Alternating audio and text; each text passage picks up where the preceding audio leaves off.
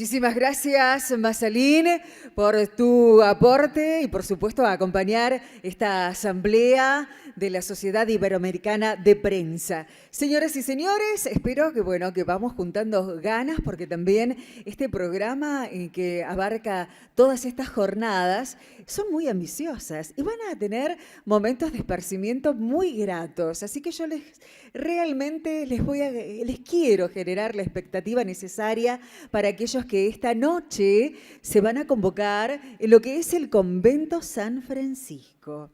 Realmente les pido por favor que no se pierdan la oportunidad de conocer uno de los monumentos históricos de nuestra hermosa Salta, imperdibles, con una impresionante historia y por cierto que ustedes van a poder palpitar en vivo y lo van a poder vivir. No quiero decirles más porque todo esto que yo les digo en este momento, ustedes esta noche lo van a poder vivenciar. Así que realmente no se pierdan lo que va a ser ese recibimiento que les quieren hacer en el Convento San Francisco.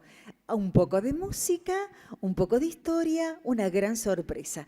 Después ustedes me los van a destacar, así que realmente para agendarlo. Señoras y señores, continuamos con el desarrollo de nuestro programa y es así como ya tenemos en nuestro living a quien va a ser el responsable de representar y presentarnos nuestro próximo panel. Muchísimas gracias entonces a Fernando Gómez Carpintero, a Procmedia, que hoy nos visita desde España y por supuesto panelistas que nos van a hablar de Big Data monetizable al alcance de todos. Con ustedes, señores, el aplauso para recibir a nuestro moderador y a nuestro exponente. Muchísimas gracias.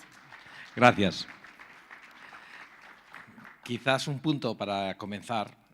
El título podría ser interpretable de una forma errónea. Vamos a hablar de datos, de muchos datos. Hoy en día, cuando hablamos de datos, de muchos datos, se tiende a pensar rápidamente a colocarle una palabra al lado que es monetizarla. La monetización, con los datos que nos va a exponer Ricardo, es una monetización a base de un periodismo de calidad, un periodismo de investigación. No tiene que ver con los datos de la audiencia, sino con aquellos datos que son públicos, cómo investigar en ellos para hacer una nota informativa. Entiendo que es así. Y bueno, yo creo que esto es un punto neurálgico. O sea, igual que se nos decía en la presentación anterior, la importancia de hacer llegar los datos a la redacción. En este caso, en la ponencia anterior hablábamos de los datos de la audiencia para hacer un mayor engagement entre la audiencia y la redacción. En este caso estamos hablando de llevar datos, interrogar montones de bases de datos para hacer unas notas informativas de calidad, es decir, llevarle a la audiencia el conocimiento de lo que está realmente pasando en la sociedad. Hace unos minutos le pedí a Ricardo que me diera su currículum y me parecía muy parecido al mío. Somos dos personas que llevamos toda la vida trabajando en la misma empresa, o sea que el currículum es muy sencillo. Él viene del Departamento de Tecnología del periódico La Nación, básicamente donde lleva prácticamente 30 años y que los 8 últimos los lleva apoyando desde el departamento, desde la tecnología a la redacción. Sin más preámbulos, yo creo que procedes con la presentación y luego dejaremos un momento para preguntas, si es que las 100 y pico slides que tiene nos deja. Sí, alcanzamos. Perfecto, muchas gracias. Sí, bueno, mi nombre es Ricardo Brom, soy gerente de inteligencia de datos editoriales en este momento. Vengo de trabajar en La Nación durante 30 años en diferentes áreas de tecnología. Fui gerente de tecnología, seguridad informática, sistemas editoriales, telecomunicaciones. Y en los últimos 8 años fui cayendo por necesidades que iban apareciendo puntuales de dar apoyo a la redacción frente a determinados casos puntuales, que después voy a mostrar en las diapositivas, que son bastantes. Cómo fue la inserción esta y la posibilidad de que esto abra a cualquier medio, porque en este momento estamos trabajando en un proyecto que tiene que ver ya con más Big Data, más Machine Learning, inteligencia artificial, y uno dice, bueno, eso no es para mí. Como recién comentaban algunos de los uno piensa eso es para grandes medios, pero esto está al alcance prácticamente de todos, incluso a nivel individual. Porque de hecho la evolución de todo esto tuvo su origen, por ejemplo, cuando aparecieron los mails de Jaime, que el juzgado de Yarvide entregó a los medios un CD con 5.000 mails para que lo analizaran los medios.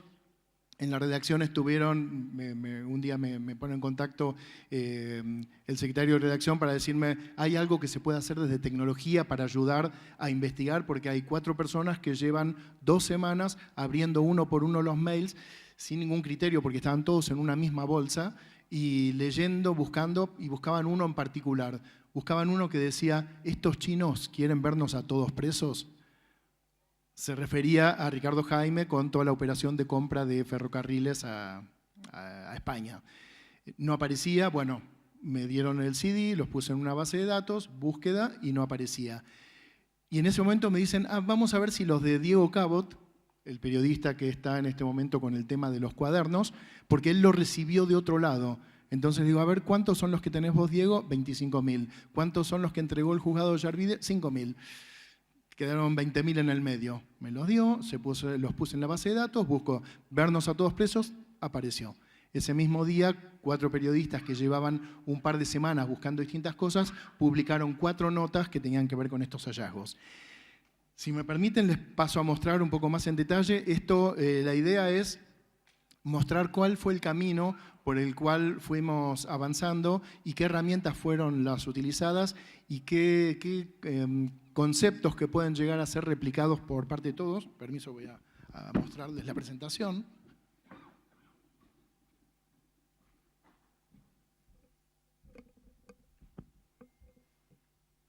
Cuando quieran.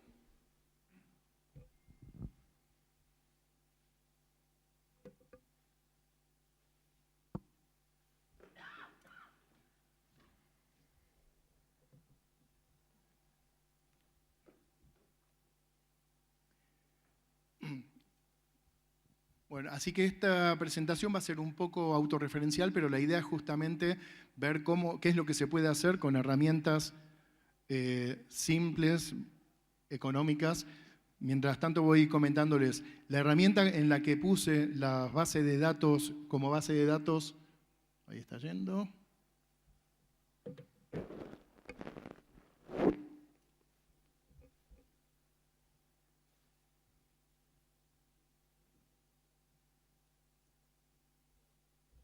La otra pantalla.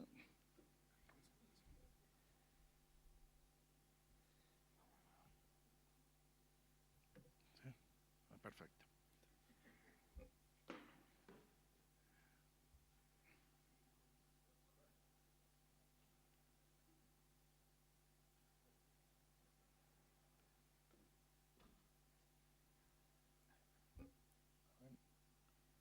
¿Está encendido?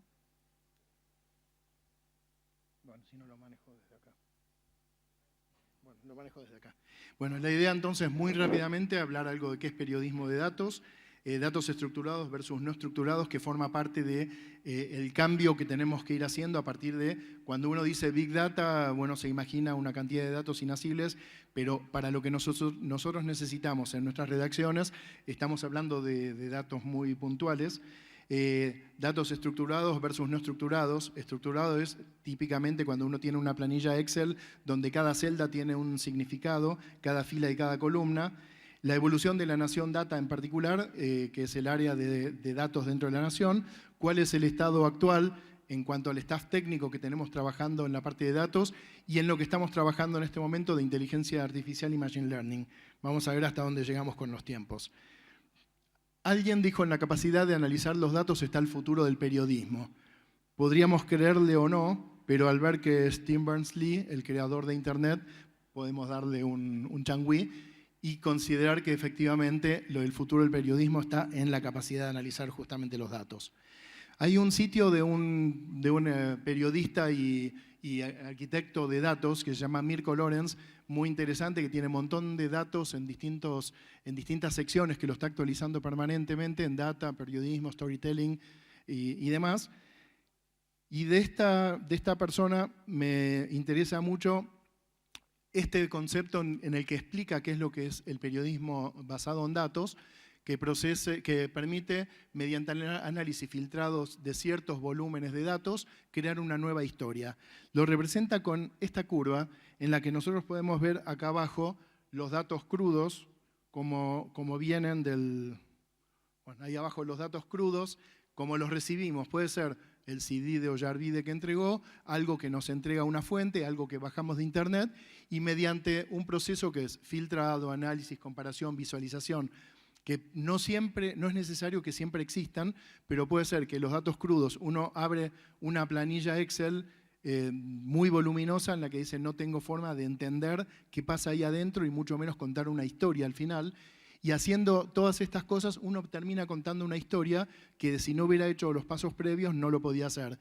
Y en definitiva, toda esa curva lo que hace es le agrega valor a nuestros lectores.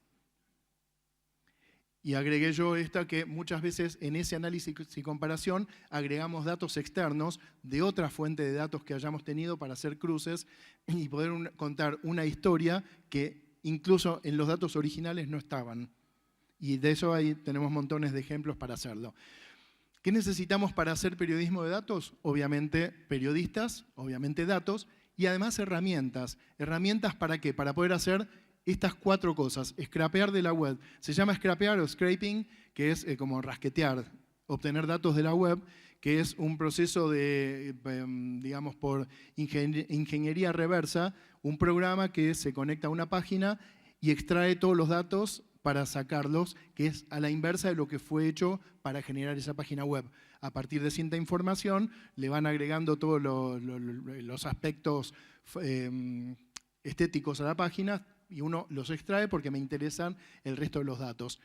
¿Qué otras herramientas para convertir? Muchas veces esos documentos que tenemos son PDFs, que incluso a veces son imágenes escaneadas, de manera que ese PDF en sí mismo no sirve nada. Si uno hace control F o control buscar en ese PDF no encuentra nada. ¿Por qué? Porque es una foto de un texto. Hay herramientas que se llaman OCR, que viene de Optical Character Recognition, reconocimiento óptico de caracteres, que lo que hacen es transformar una imagen en un texto.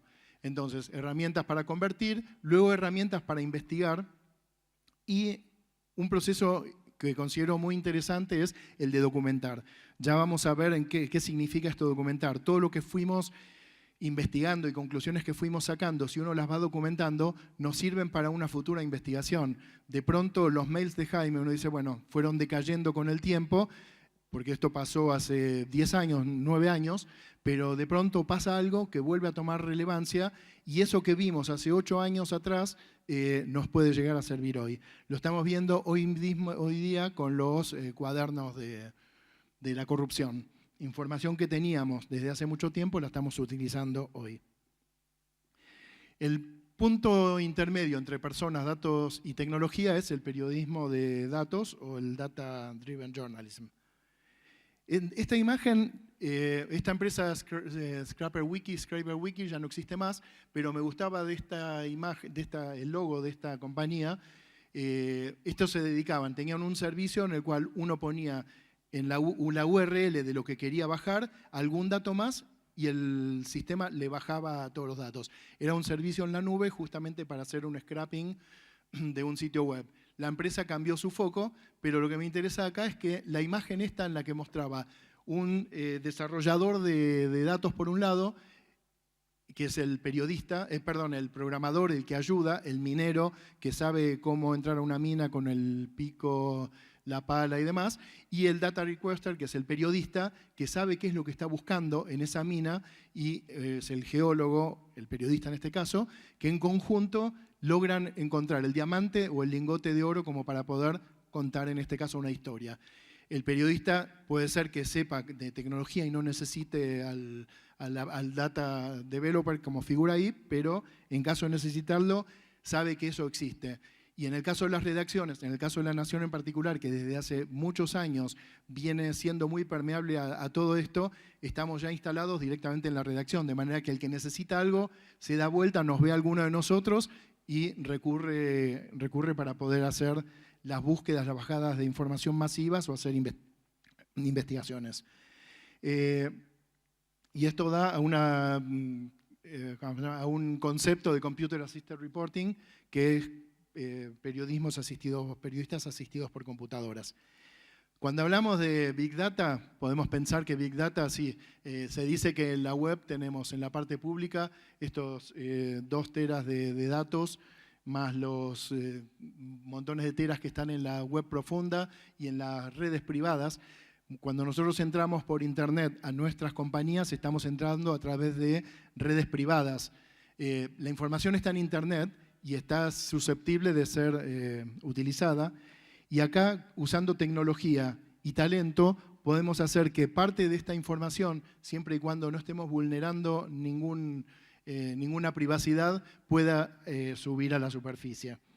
Acá agregamos un concepto más, que es que muchas veces hay información privada que toma estado público, como el caso de Wikileaks, el soldado que entregó los secretos del Departamento de Estado de Estados Unidos.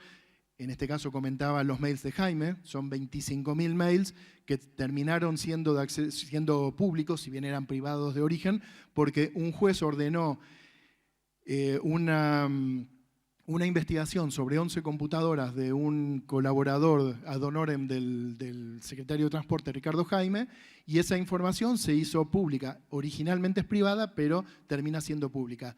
Las escuchas de Nisman, que también es otro caso sobre el cual voy a comentar algo rápidamente, son los 41.000 audios que hicieron que el fiscal Alberto Nisman denunciara a Cristina Kirchner, la entonces presidenta, como traición a la patria por encubrimiento del atentado de Irán. Esos 41.000 audios son privados. Las escuchas las ordenó la justicia a un departamento de inteligencia que obtuvo esos 41.000 audios y en un momento determinado esos 41.000 audios se hicieron públicos.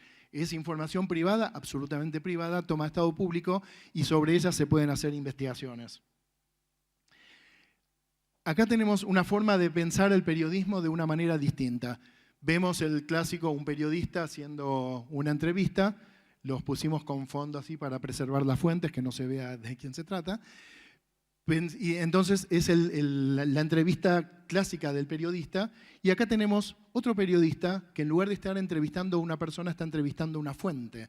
Básicamente es lo mismo. Yo le pregunto, el periodista le pregunta a una persona, tiene una respuesta, anota, lo que fuera, y acá el otro periodista le pregunta a una base de datos, y la base de datos responde. Esto no es un versus, uno versus el otro, porque muchas veces en nuestros ejemplos concretos hemos tenido los dos casos, que a partir de una entrevista viene un periodista y me dice, tengo tal dato, ¿lo podemos confirmar? Buscando en las bases, en los datasets, que ahora vamos a ver un poco de qué se trata, permite obtener una respuesta, puede uno volver a la misma entrevista o a otra y terminar contando una historia. O al revés, también hay varios casos, voy a ver si puedo comentar algunos, en donde el origen salió en una consulta a la base de datos, el periodista sale, hace sus investigaciones y termina publicándose. Entonces esto no es un versus, sino es un y. Y lo bueno de esto es que si nosotros tenemos confianza en las bases de datos que estamos obteniendo, esto ayuda a los anti-fake news, porque uno tiene por ahí la posibilidad de hacer consultas en nuestros datasets y dar por tierra esto que están diciendo en una fake news. Hoy hablaron también, Carla, sobre el tema del ciclo de vida. Acá en este caso hablamos del ciclo de vida de los datos pensando en la redacción desde el momento que tenemos los datos crudos y el periodista que quiere investigar sobre ellos, toda una etapa que es desde la captura de los datos, que puede ser el CD que recibí o hago un programa para bajar los datos de un sitio web, mantenerlo actualizado además, convertirlos si es que fuera necesario, clasificarlos, almacenarlos y ahí tener ya una herramienta que le permita al periodista hacer su investigación. Es lo que llamamos el backend. El backend es todo un proceso que está al servicio del periodista para poder hacer sus investigaciones. Y una vez que el periodista investigó además, la etapa de frontend, que es la que permite contar una historia en cualquiera de los medios, papel, online, etc. Y ahora, esta fue la forma en que evolucionó desde 2010 hasta 2017 en La Nación. La base de todo esto es identificar en todos los datasets que vamos consiguiendo imaginando qué cosas son las que necesitamos. Durante los primeros 2 años, sin entender bien qué era lo que queríamos, pero decíamos, bueno, tenemos oportunidad de encontrar datos relevantes en determinados tipos de documentos, y era bajarlos y meterlos en la base y bajarlos y bajar cada vez más. Y en realidad lo que nos interesa es no meter documentos, porque cuanto más documentos tengamos en la base, más nos va a costar después hacer las búsquedas. Es lo que nos pasaría a nosotros si pusiéramos todo lo que vamos recibiendo, papeles, en un cajón, y llega el momento que necesitamos algo, por más que abramos el cajón, vaciemos todo, volvamos a ordenar, no lo encontramos. ¿Qué estamos buscando? Básicamente, en datos estructurados está bien, porque ya tenemos cada celda de una planilla Excel tiene un sentido, cada fila y cada columna nos da un sentido. Pero en datos no estructurados, ¿qué buscamos? Entidades que son típicamente personas, sociedades comerciales o asociaciones, reparticiones públicas y direcciones físicas. ¿Por qué? Porque ahora vamos a ver acá. El desafío es establecer las relaciones entre entidades y diferentes sucesos. Acá tenemos el caso en donde tenemos dependencias del Estado, personas físicas, sociedades comerciales y direcciones físicas, direcciones postales. En el caso de Argentina, tenemos el boletín oficial que se publica todos los días, que en su sección 1, que es decisiones administrativas, designa funcionarios, ministros, secretarios, subsecretarios, las renuncias y demás, con lo cual acá ya tenemos la primera sección con información de personas que forman parte de dependencias del Estado, o decisiones administrativas, sanciones de leyes, decretos, etc. La sección 2 tiene información comercial, que es todas las sociedades constituidas o que cambian de domicilio o que cambian de gerentes, directores, etc. Entonces, la segunda sección nos habla de sociedades comerciales integradas por personas físicas y además ubicadas en direcciones físicas. Y la sección 3 del boletín oficial, que publica todo lo que es compras y contrataciones del Estado, con lo cual tenemos dependencias del Estado que compran a sociedades comerciales y en operaciones comerciales de estas compras. Con lo cual, una vez que tenemos esto, en algún momento uno puede establecer, si tiene una base de datos donde va teniendo el registro de personas y demás, de pronto uno puede decir, pero este funcionario es el hermano del dueño de tal compañía o ha sido socio en el pasado de esta persona y ahora le está comprando esto con una adjudicación directa o cosas por el estilo. De manera que con eso uno empieza a tener información como para poder hacer cruces. O la dirección de esa sociedad, como pasó el año pasado con el tema del secretario de Deportes, que una dirección de una empresa que vendía servicios para piletas para natatorios tenía que ver con la dirección del propio secretario de Deportes. ¿Dónde más encontramos información? Informes de la Auditoría General de la Nación que hacen referencia a auditorías que se hacen sobre ciertas compañías, que encuentran observaciones que tienen que ver con personas. En una oportunidad, por ejemplo, en el informe de la Auditoría General de la Nación sobre el programa Sueños Compartidos de Joclander, publicaron un listado reservado con las 800 empresas y personas que habían recibido cheques de la asociación sin ninguna contraprestación evidente. Y esa información puede servir en un momento determinado para encontrar algún vínculo. Lo mismo registros de audiencias de gestión de intereses que publica el Ministerio de Interior, como para saber qué funcionarios se entrevistan con quiénes, privados o públicos. Informes de la Inspección General de Justicia sobre personas jurídicas. Los mails de Jaime, de manera que en cualquier momento cuando uno tiene que hacer una búsqueda sobre algún tema, uno de pronto encuentra que los mails de Jaime de 10 años atrás nos están brindando información relevante sobre algo que tiene que ver hoy y que van a ver dentro de un par de semanas que salen justamente de acá y relacionado con los cuadernos de la corrupción. Wikileaks, Leakymails, etc. En definitiva, buscamos evidencias para notas. Cuando creamos los datasets, que ahora vamos a ver un poco más en detalle qué significa dataset, un dataset es un conjunto de datos de un mismo tipo. Los boletines oficiales, por ejemplo, la sección 1 es un dataset, si los tenemos desde 1990 y algo hasta ahora, la sección 2 es otro dataset porque tienen información básicamente equivalente pero con distintos objetivos. Entonces, de la Big Data en realidad estamos dejando pasar solo lo que nos interesa, como personas, áreas de pertenencia, funcionarios del Ejecutivo, municipios, registros de sociedades, etcétera. Acciones o actividades como proveedores del Estado, aportes de campaña. Los aportes de campaña también son que se publican y muchas veces nos sirven para encontrar o aportes falsos o personas que aportaron por arriba de las posibilidades que tiene o directamente vedado por ser un empresario de empresas de juego, de lotería, que tienen vedado hacer aportes de campaña. Y por otro lado, también alimentado con las investigaciones que han hecho otros periodistas. Entonces, por ejemplo, en el libro Los secretos de la valija, de todo el tema de la relación entre Argentina y Venezuela en la época de Néstor Kirchner, escrito por Alconada Amón, o el libro El dueño de Majul, está lleno de información que uno puede irla volcando de alguna forma para ir asociando personas con casos.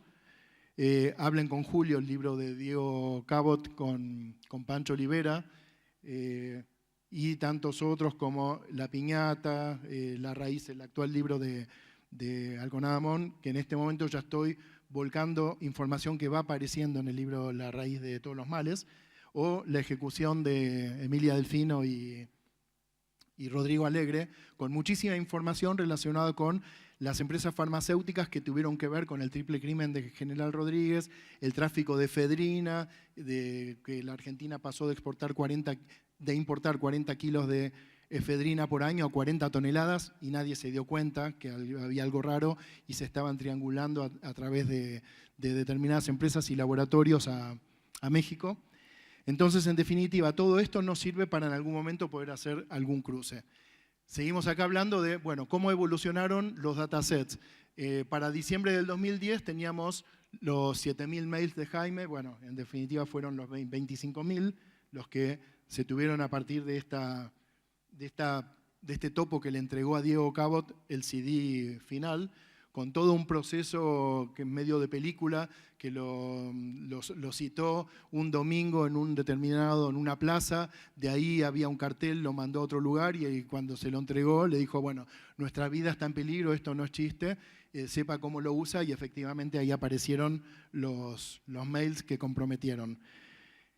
Un año más tarde, los 25.000 mails se habían sumado los 180.000 cables de Wikileaks, que siguen siendo hoy de consulta permanente. Unos meses más tarde estábamos ya en 300.000 documentos. Un año más tarde en 3 millones de documentos y en este momento estaremos en 15 millones de documentos. Lo que vemos ahí atrás es además la herramienta de documentación, que es interesante. Una herramienta que es gratuita, que se llama XMind, que es con la que hacía esto que veíamos recién, permite armar lo que se llama un modelo mental, un mind mapping. Uno tiene algo en la cabeza y en lugar de escribirlo en una cartulina, lo va escribiendo en algún lugar, como esto, denuncias, y si ven en el de abajo hay algunos globitos, eso quiere decir que hay un hipervínculo que uno lo puede poner, de manera que si yo hago clic sobre ese globito, sobre ese mapamundi, salto a la página web, que es el respaldo de esto que estoy escribiendo acá. Cuando es así simple no me agrega mucho por ahí, pero cuando es así o así, piensen que en cada una de estas ramas tenemos en un lado boletines oficiales, en otro lado todo lo que tiene que ver con justicia, en otro lado todo lo que tiene que ver con el Ministerio de Transporte, en otro lado, y así uno por uno. De manera que uno va, a medida que, lo bueno de esto es que si esto es colaborativo y hay personas que van enriqueciendo todo esto, dicen, yo sé que en tal lugar hay mucha información de tal cosa. Pasan el link, uno lo pega en el XMind y ya lo tenemos documentado. Y en distinto color, en verde es lo que ya está hecho, lo que está en rojo sería bueno poderlo hacer y bueno, la cuestión es una cuestión de tiempo, por ahí no poderlo avanzar. Este es un ejemplo de la sección 1 del boletín oficial. Acá, no sé si se alcanza a ver, bueno, ahí, para una sociedad en particular, no sé cuánto San Benito, y ahí están los nombres de las personas con número de documento. Argentina tiene una ventaja respecto a muchos otros países donde esta información no se publica. En el caso de Uruguay, cuando averiguo esto me dicen, no, pero una sociedad anónima, justamente se llama anónima porque no hay forma de saber quiénes son los integrantes. Acá uno tiene la posibilidad de sacarlos, está el número de documento, fecha de nacimiento, dirección, en muchos casos la dirección, el domicilio fiscal y el domicilio especial, su domicilio real. Bueno, y acá tenemos estos datos. Tenemos una herramienta que lo llamamos el Scrapper General de la Nación, que se corre todas las mañanas y que sale a buscar por todos los boletines oficiales de todo el país, todos los boletines, los trae, los convierte, los baja y los mete en un lugar como para que lo podamos usar para investigar con una herramienta que ahora les voy a comentar. El primer caso, como les decía, con el que trabajé, estando todavía en el área de sistemas, fue cuando Héctor D'Amico me pidió si lo podía ayudar con esto, y la herramienta que usé se llama Archivarius, Archivarius 3000. Como lo ven ahí arriba, es una herramienta gratuita, la pueden bajar hoy mismo, la instalan en su máquina y es gratuita por hasta 10.000 documentos. Y uno le puede decir, bueno, reconoceme todos los documentos que tengo yo en mi propia PC, en mi carpeta documentos. Empieza a indexarlo, le lleva 2, 5, 10 minutos, dependiendo de la cantidad de documentos que tengan. Y cuando uno pone ahí arriba, no me anda el... Ahí arriba, bueno, cuando pone ahí arriba, vernos a todos presos, que era lo que les comentaba, dice, lo encontré en estos 11 documentos. ¿Por qué son 11? Porque el mismo mail estaba en las 11 computadoras que allanaron en el estudio de esta persona. Y efectivamente ahí vemos enmarcado en azul que dice vernos a todos presos. Acá está ampliado. Estimado Guillermo, como te anticipé, no hay problema en firmar el 13/8. Todo estaría listo para eso. En cuanto a los precios absurdamente desubicados, sería muy bueno preguntarle a los chinos cómo justifican la diferencia entre los precios que habían pasado y los que ofrecieron en la licitación pública. Supongo que no nos quieren ver a todos presos. Ese es el mail que le mandó un español al asesor de Ricardo Jaime y la respuesta fue en este mail. En este mail dicen, bueno, las cifras vienen así, porque, por ejemplo, en los distintos ítems, en el ítem 6 hay 5.900.000 para interiorismo. O sea, era para los vagones que eran chatarra, porque eran chatarra, las vamos a arreglar y los vamos a mandar más o menos lindos a la Argentina. Para interiorismo, 5.900.000, 1.100.000 son para CIAES y 1.050.000 para EE, que es una empresa española, y 1.500.000 euros para la banda. ¿Sí? Para la banda, o sea, para ellos. Después en los distintos ítems, el ítem 7, 1.021.000 para la banda y 500.000 para CIAES.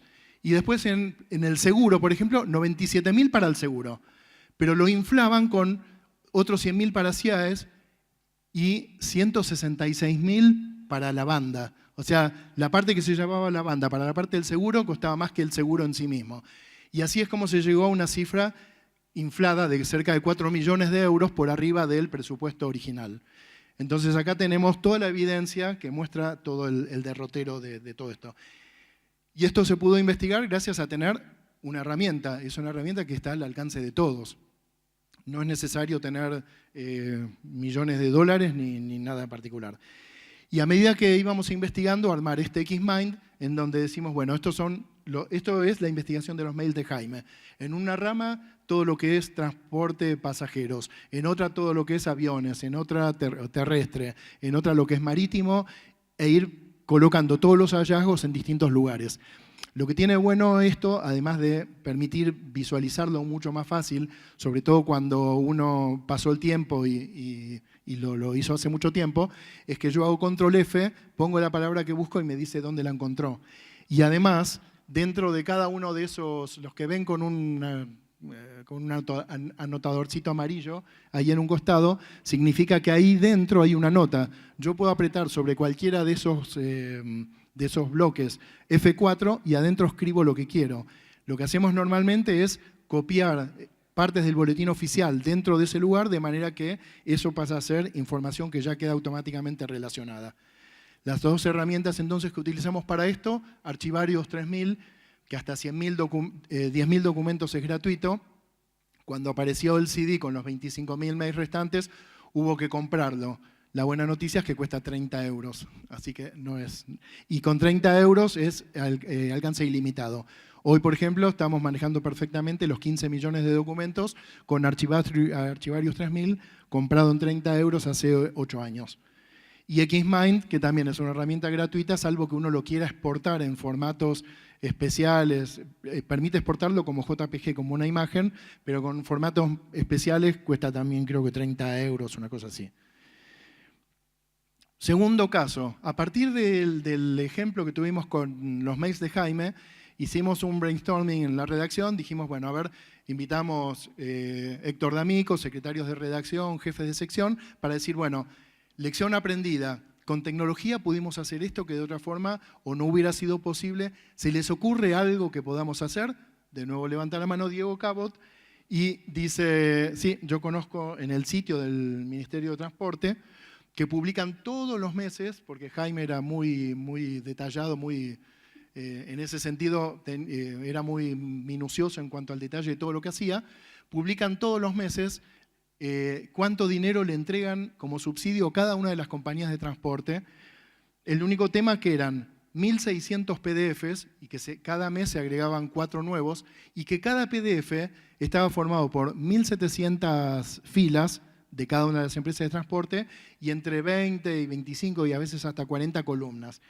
Diego Cabot me dijo, yo he pasado semanas, literalmente, trabajando en esto, abriendo uno, buscando una empresa en particular, copio, lo pego y así, y hasta que lo dejó de lado. Tomándolo como desafío, todavía yo estando en el área de sistemas, hice el programa que bajó los 1.600 PDFs, con una herramienta, un OCR, los convertí de PDF a Excel, y con un programa hecho en macros de Excel, ir analizando uno por uno todas las celdas e ir poniendo juntas todos los que tenían que ver con Grupo Plaza, con diferentes empresas de transporte, y terminar armando esto en donde figura, salió a andar, donde figura cada una de las columnas qué cantidad de dinero recibió de diferentes tipos de subsidios.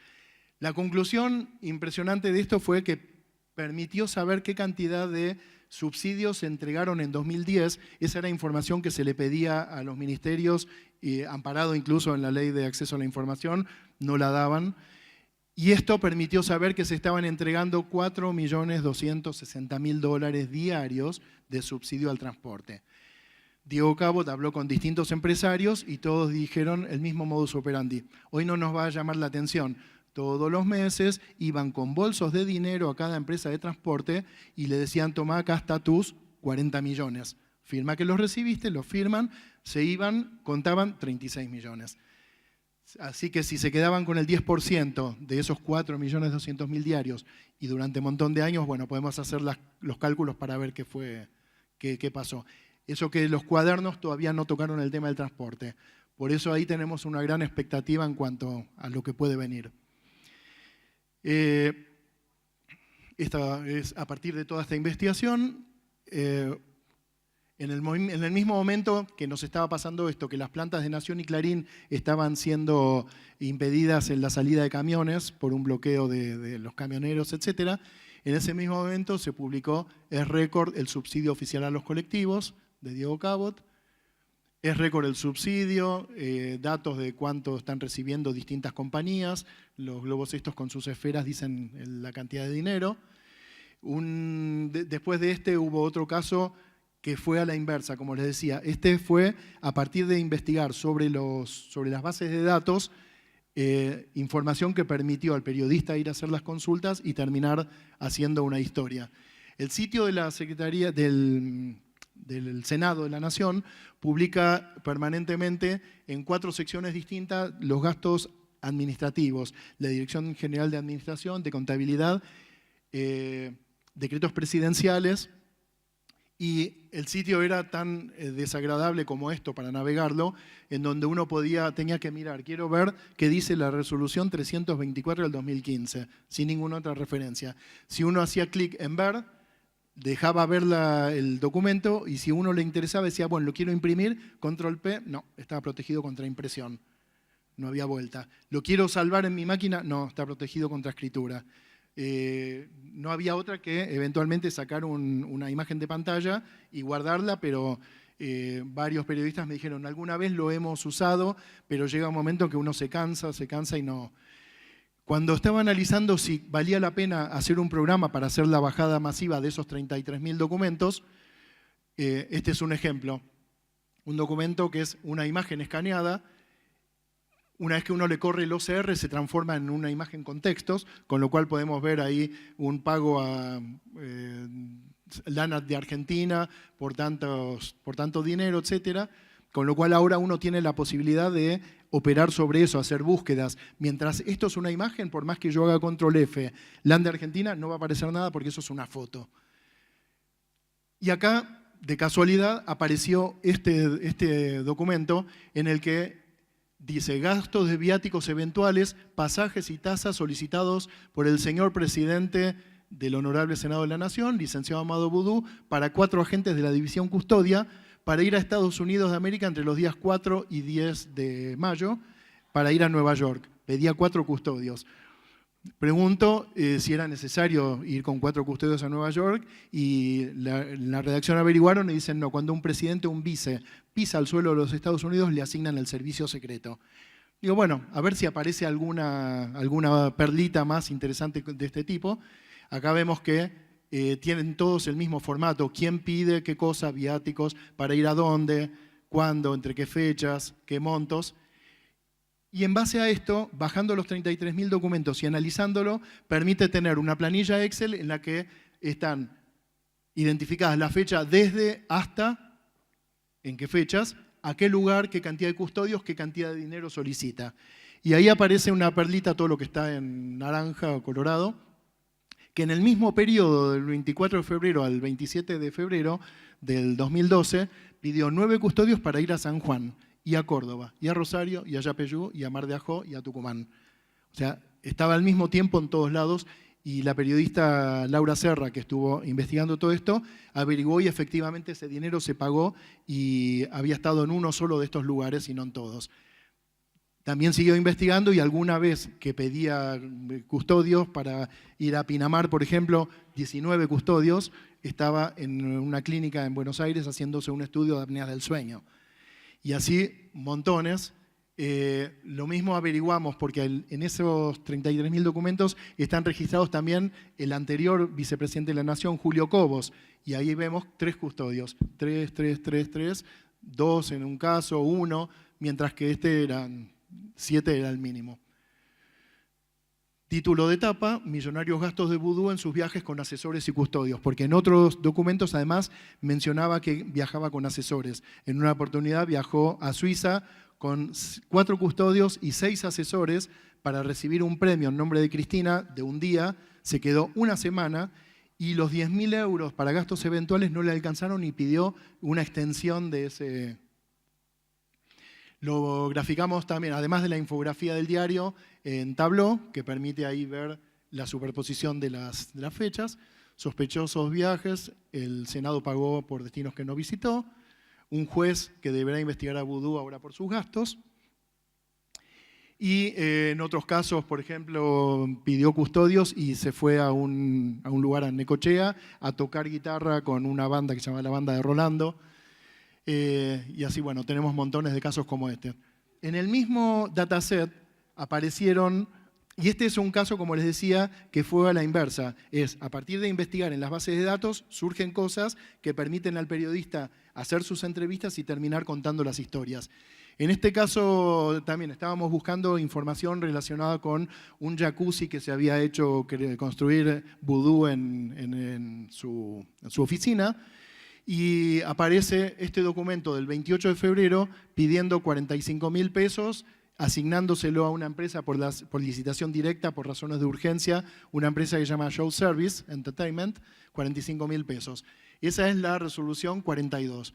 La 43, a continuación, la misma empresa por un monto parecido, misma fecha. La 44 lo mismo, a la misma empresa por otro monto, y así 45. En definitiva, sin licitación, Vudú gastó casi 300.000 pesos para recibir a Cristina. La ley dice que por menos de 50.000 pesos no es necesario llamar a licitación, siempre y cuando haya una razón de urgencia. La razón de urgencia la expuso, pero gastó 6 facturas consecutivas la misma empresa. Que encontramos además que esta empresa, bueno, acá está, se publicó todo esto, todos los detalles, y además encontramos que esta misma empresa, esto en otro dataset que es los aportes de campaña. Acá aparece, publicados por la Cámara Nacional Electoral, todos los beneficiarios, todos los gastos que hubo en campaña de los partidos políticos, y encontramos que Show Service dio servicios en el búnker del Frente para la Victoria el día de las elecciones, de manera que no es un outsider, es alguien que forma parte del riñón de ellos. A partir de la publicación que hicimos, ¿cuál fue la consecuencia? Dejaron de publicar. Tenemos montones de decretos presidenciales que directamente desaparecieron, pasaban de uno al otro. Cuando reclamamos eso, empezaron a publicarlos, pero así en blanco, el PDF en blanco. Cuando hicimos el reclamo, dice, debe ser algún error técnico. Bueno, ¿y nos pueden dar el original? Bueno, nunca nos lo dieron. O si no, aparecieron estas cosas. Los imprimían con impresoras con rayas, con mala calidad o con poco toner, de manera que cuando uno corre el OCR para transformar esto en un texto, aparece cualquier porquería y ya no era fácil manipularlo. Entonces, bueno, otra nota, pusimos recortan el acceso a los datos. No solo eso nos pasó con el sitio del Senado, nos pasó también con el Boletín Oficial de la Provincia de Buenos Aires. En una oportunidad publicamos algo, un hallazgo, dijimos que la fuente había sido el Boletín Oficial de la Provincia de Buenos Aires, y lo que hicieron fue, 2 días más tarde, a la URL, que antes era fácil de identificar porque era una URL X con año, mes, día, .pdf, bueno, le agregaron lo que está ahí marcado en rojo, 10 caracteres que cambiaban todos los días, de manera que si yo hoy no bajé el boletín de hoy, me olvidé, y mañana digo, voy a bajar el de ayer, no, porque esos 10 caracteres que forman parte de la URL cambian todos los días. Caso Chicone, Van der Relle, no sé cómo ando de tiempo para ver cuánto, voy a ir pasando más rápido. Cuando apareció el tema de caso Chicone, justo le estaba dando a Hugo Alconadamón una PC con todos estos datasets para buscar, y me dice, a ver, búscame Van der Relle, y aparece creando una sociedad agroibérica de inversiones en Tucumán, algo que ni nos imaginábamos nunca que iba a aparecer.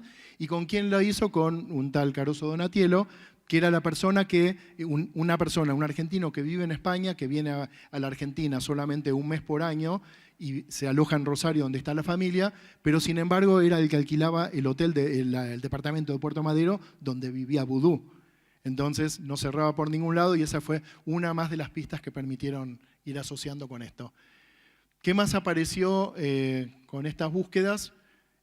Buscando The All Found, que era la sociedad que habían utilizado para quedarse con Chicone, Calcográfica, y aparece una persona, Alejandro Van der Relle, no, en este no, Tierras International Investments,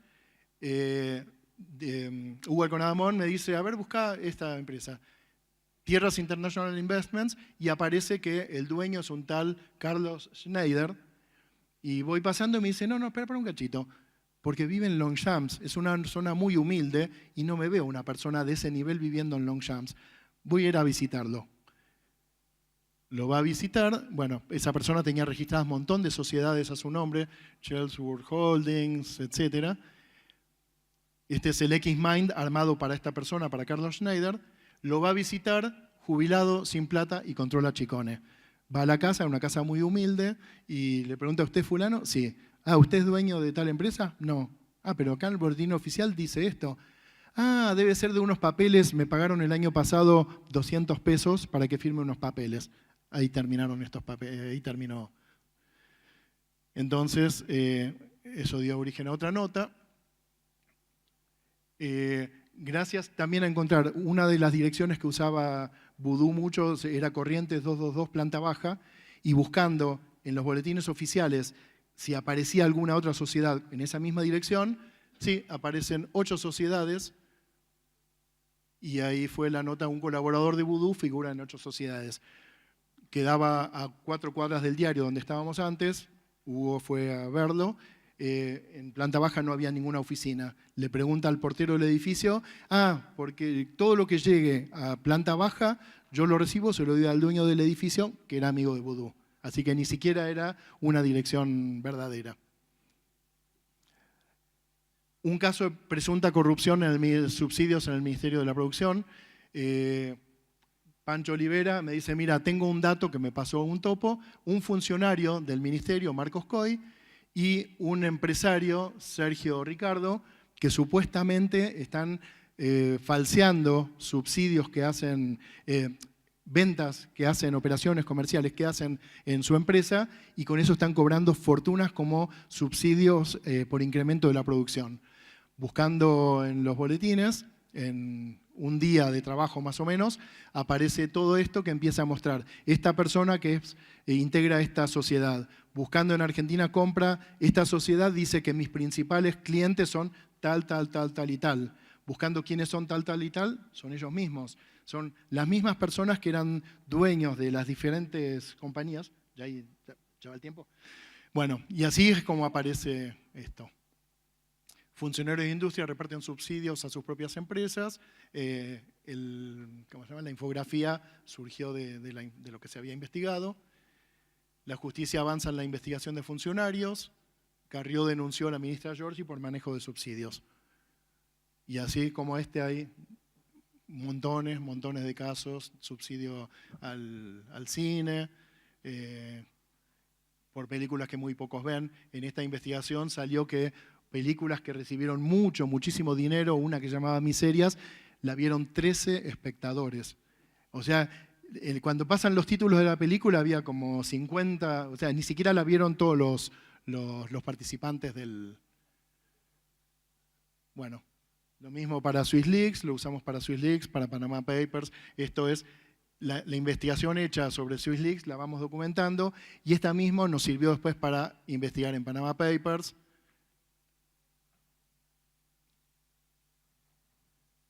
Bueno, lo mismo hicimos para... Puedo comentar una cosa más, porque en realidad esto es muy importante para el resto. El caso de las escuchas de Nisman, sobre el cual trabajamos durante 2 años para escuchar esos 42.000 audios, una parte de esto tiene que ver con el periodismo colaborativo. Como los 42.000 audios hablaban de información privada del espía iraní y otros personajes, no lo podíamos poner a disposición del público. La Nación creó una plataforma que se llama VozData, que está disponible para que la pueda usar cualquier medio. Fue creada junto con la Knight Foundation y fellows que nos dieron a la Nación durante 3 años. Y es una plataforma en la que uno pone documentos y permite hacer crowdsourcing, que la gente nos ayude a identificar cosas. Lo usamos, por ejemplo, para gastos del Senado, donde la gente miraba los PDFs y decía, el monto que piden es que de referencia es este, no me parece sospechoso, o me parece sospechoso ese importe pagado para X cosa. Y para el caso de las escuchas de Nisman, pusimos todos los 41.000 audios en la plataforma de VozData. Recibimos un premio la semana pasada por esto.